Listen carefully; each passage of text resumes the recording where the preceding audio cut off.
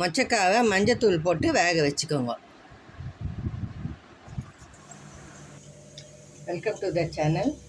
இன்றைக்கி நீங்கள் பார்க்க போகிறது வந்து மொச்சக்கட்டை கத்திரிக்காய் முருங்கைக்காய் குழம்பு. மொச்சக்கட்டையை வந்து மஞ்சத்தூள் போட்டு வேக வச்சுட்டேன்.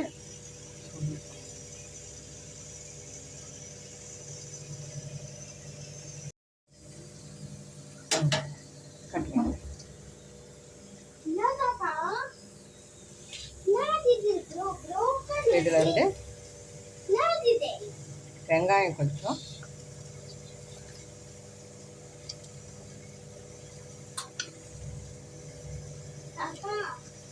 வெங்காயம், தக்காளி,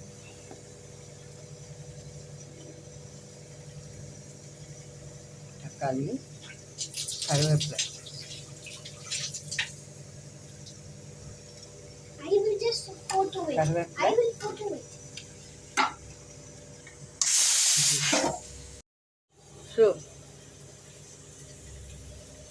இப்போ வந்து இது வந்து வீட்டில் அரைச்ச தனியாத்தூள், எல்லா சாமானும் போட்டு அரைச்ச தனியாத்தூள்.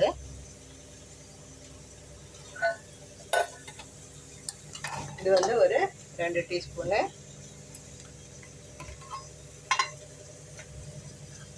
வெறும் மிளகாத்தூள்.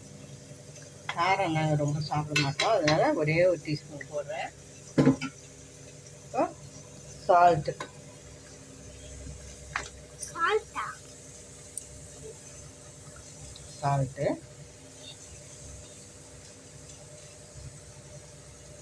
தேவைக்கேற்ப ருசிக்கேற்ப சால்ட்டு போட்டுக்கோங்க.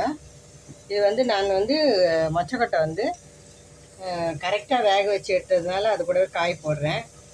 கொஞ்சம் வெந்துட்டு இருந்தாக்கா நீங்கள் அது கூட போடக்கூடாது, கரெக்டாக வேக வச்சு எடுத்துக்கணும்.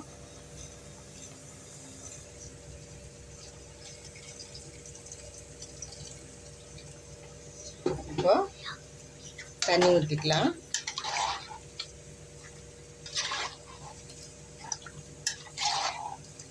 தண்ணி ஊற்றிட்டு மீடியம் ஹையில் வச்சு வேக வச்சுக்கலாம் காயை.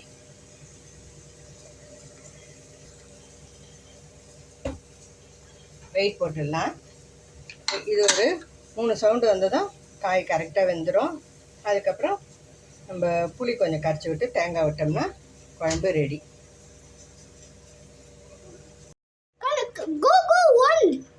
கொஞ்சமாக புளி கரைச்சி ஊற்றிட்டேன். ஒரு சின்ன நெல்லிக்காய் சைஸு புளி ஊற்றிடுங்க. ஏன்னா எங்கள் புளி வந்து ரொம்ப புளிப்பு ஜாஸ்தியாக இருக்கும். இப்போ வந்து நம்ம தேங்காய் போட்டுக்கலாம்.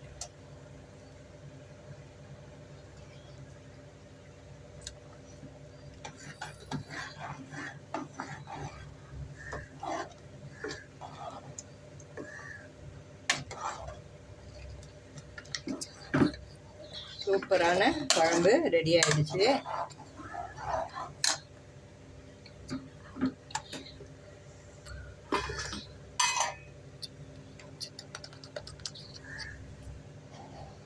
சொல்லி முடிச்சிட்டியா? ஓடிட்டு இருக்கு டைம்.